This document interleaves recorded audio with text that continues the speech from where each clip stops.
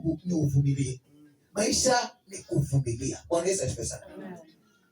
Nilipoacha hiyo yote, naomba nikusaidie, nikwambie huyo mchungaji ambaye niliacha kila kitu anakodisha mpaka leo hii, anaishi nyumba ya kupanga mpaka leo hii. Bwana asifiwe sana. Kuachilia ambako niliachilia, Bwana amenifikisha mahali nimefikisha. Kwamba atajua, atasikia, maana yuko likoni hii, atasikia na atajua. Lakini nataka nikwambie hivi ya kwamba Mungu ni mwaminifu. Jizoeshe mambo mengine, roho safi, Mungu ajitukuze. Sisi tu saa zingine tunamsaidia Mungu kazi. Wewe unateta na mtu, unamsaidia kazi Mungu. Mpe Mungu nafasi ili afanye kusudi lake. Bwana Yesu asifiwe sana. Na Mungu wetu ni mwaminifu. Nataka niseme hivi ya kwamba, wapendwa, kuvumilia kunaleta matunda. Kuna faida. Tumevumilia, tumepita milima yote, tumemwona Mungu, na katikati ya hiyo safari usifikirie kwamba pastor alipita tu Niulize. Bwana asifiwe sana.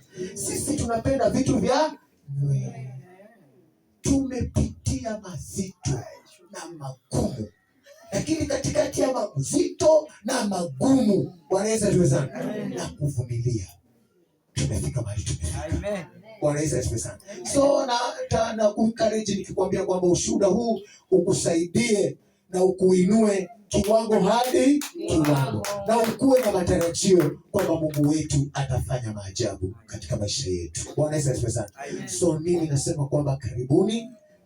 Ushuhuda wangu mfupi ulikuwa ni huo, na naamini kwamba ule unakili utaunakili na utauweka katika vibao vya moyo wako na utakusaidia pahali.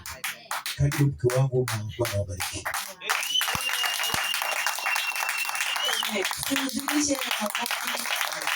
Haleluya. Amen. Wapi makofi na vigelegele? Wapi shangwe kwa Bwana Yesu? Amen. Naamini ya kwamba tumesikia shuhuda ya apostle na baba mwenye nyumba. Bwana Yesu asifiwe. Ni vizuri pia apewe heshima yake, maana ni kwake. Pia mimi namshukuru Bwana kwa mchungaji na pia mke wa apostle. Sema amen. Kika Bwana alikuwa na sababu nzuri akatuleta pamoja ili tumtumikie Bwana zaidi. Hayo yote ambayo umeyasikia, milima, mabonde, amesema mwisho